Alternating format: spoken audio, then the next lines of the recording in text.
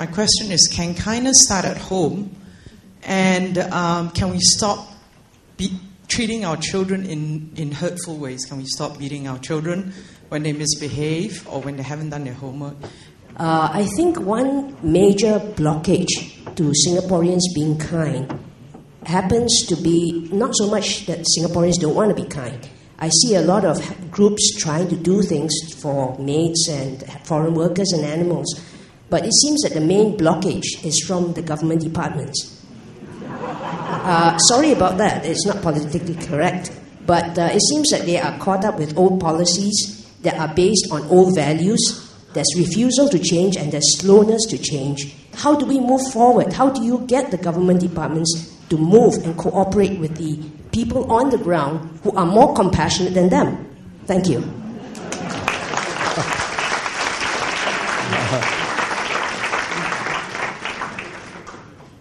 Minister Wong is not on the panel.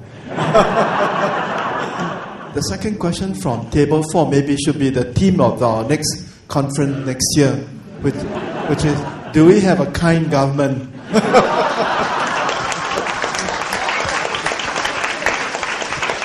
The short answer to the first question is simple. Answer is yes. Kindness, like charity, like so many things in life, must begin at home. And that's why as parents, we have a very heavy responsibility. We think that, producing children is so simple, right?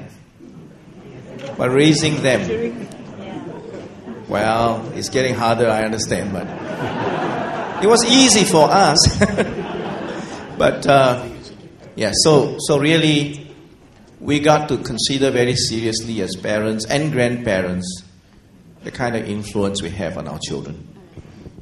Okay, I'm probably very unkind to people who make excuses about not being able to exhibit and nurture acts of kindness. I can't find any excuse, that is acceptable to me. And therefore, for me, it is a motivation. Probably, even this is an excuse, our busyness, our structuredness, our limited resources, etc., we probably have a very natural punitive approach to kindness. If you don't show an act of kindness, this is what's going to happen to you.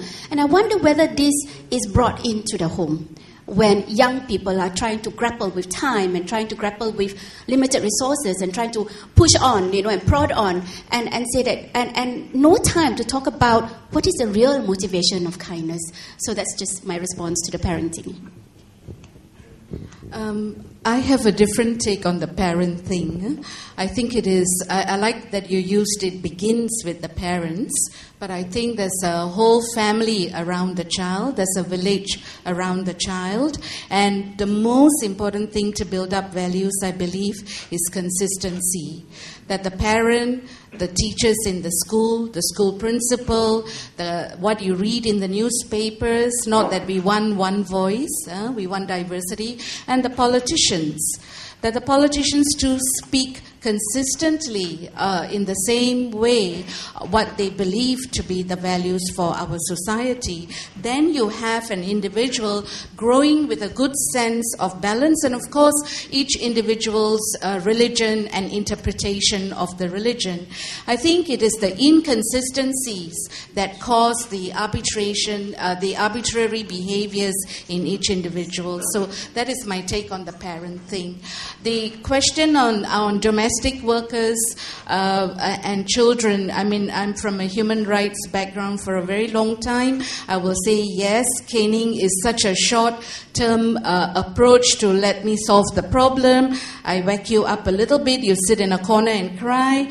But we have so much research, we are such a learned society that already we can read the research to know that this is really not the way that we need to discipline a child. It is still, I still cannot understand why we have corporal punishment in school, but we'll leave it for another day. But to the domestic worker thing, I think the Straits Times, that's the first place.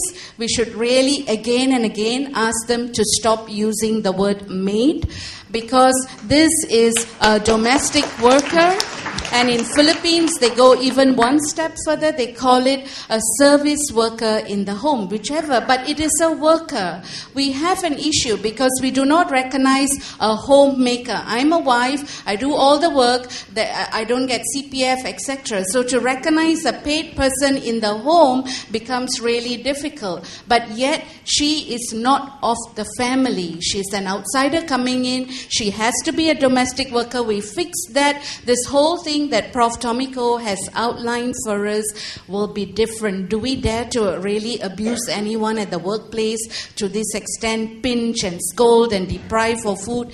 Definitely no. But because the mindset hasn't changed on that. So on this whole thing about just that the government is unkind, I think some of the policies of the government are definitely very short-sighted, but I think it is the work of civil society. I mean, Rome wasn't built in a day, and civil society work, I mean, if you ask me what goes on where now that I've taken on human rights, it will be a very interesting volume to read if ever I bother to write it down. So I think it is part and parcel of the work.